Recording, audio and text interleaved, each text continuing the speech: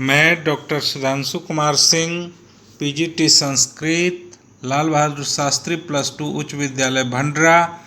प्यारे बच्चों, आज आपके समक्ष मैं समास प्रकरण को लेकर के आया हूँ। समास के विभिन्न भेदों के अंतर्गत आज मैं अव्ययी भाव समास की आपके समक्ष चर्चा करूँगा। लेकिन सबसे पहले हम जानेंगे कि समास किसे कहते हैं, समास के कितने भेद होते हैं।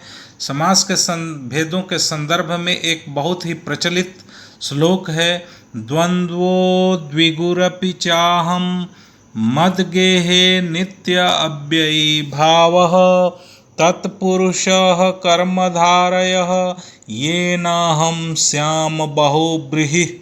अर्थात तत्पुरुष, द्वंद्व, बहुब्रीहि, अव्ययी भाव तथा इसी के साथ साथ बहुब्रीहि, द्वंद्व, अव्ययी भाव, नय्य समास, कर्मधारय तथा मध्यम पदलोपी समास, ये सभी समास के विभिन्न उदाहरण हैं।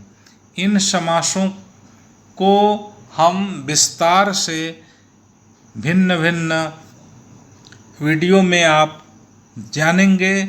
आज सबसे पहले मैं आपके समक्ष समास के इन भेदों में पहले भेद अव्ययी भाव समास के संदर्भ में जानेंगे कि अव्ययी भाव समास किसे कहते हैं।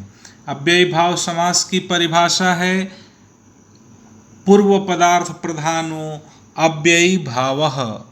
पूर्व पदार्थ प्रधानो अव्ययी भावः अर्थात जिस समास का पहला पद अव्यय अर्थात उपसर्ग या निपात हो, उसकी प्रधानता हो, उसे अव्ययी भाव समास कहते हैं।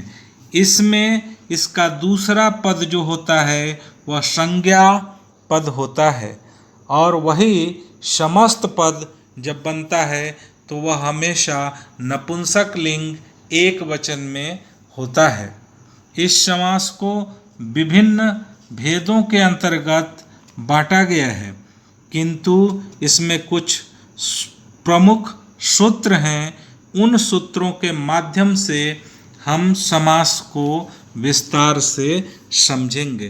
अर्थात अव्ययी भाव समास को हम यहाँ विस्तार से समझने के लिए अव्ययी भाव के एक प्रमुख सूत्र को समझेंगे, जो इस प्रकार से है, अव्ययम विभक्ति समीप समृद्धि वृद्धि अर्थाभावत्यया संप्रति शब्द प्रादुर्भाव पश्चाद यथा अनुपूर्व्य जौगपद्या सादृश्य संपत्ति साकल्यांत वचनेषु।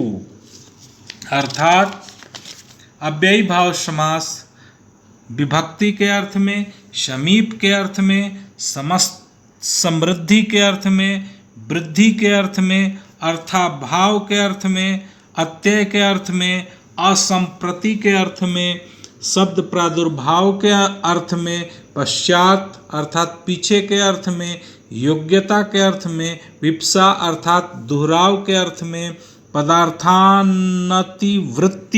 अर्थात सीमा का अतिक्रमण नहीं करने के अर्थ में, सादृश्य अर्थात समानता के अर्थ में, आनुपूर्व्य अर्थात क्रमानुसार के अर्थ में, योग पद अर्थात एक पद होना, एक समान होना, सादृश्य जैसा के अर्थ में, संप्रति के अर्थ में, साकल्य के अर्थ में तथा अंत के अर्थ में होता है। अब यहाँ पर हम देखेंगे इन सभी का विस्तार से उदाहरणों के साथ चर्चा को देखेंगे। अधि के अर्थ में हरि, जो हरौ इति अधिहरि, हरौ इति अधिहरि। उप के अर्थ में गंगायाः समीपम उपगंगम।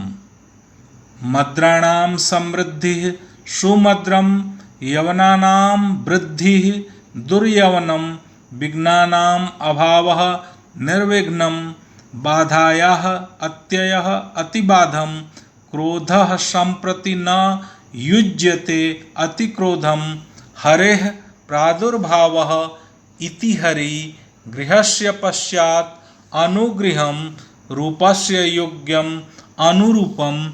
इसी प्रकार से बहुत सारे उदाहरण इसी प्रकार के आपको अव्ययी भाव के मिलेंगे।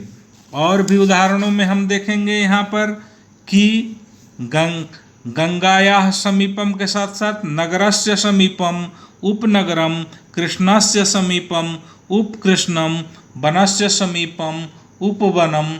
इसी प्रकार से प्रति के अर्थ में गृहम गृहम प्रति, प्रतिगृहम, यथा के अर्थ में ज्ञानम अनतिक्रम्य, यथा ज्ञानम, अनु के अर्थ में ज्येष्ठस्य आनुपूर्व्येन अनुज्येष्ठम, स के अर्थ में चक्रेण युगपत् सचक्रम, हरेः सदृशः सहरि, छत्राणां संपत्तिः सछत्रम, तृणमपि अपरित्यज्य सतृणम, अग्निग्रंथ पर्यंतम साग्नि।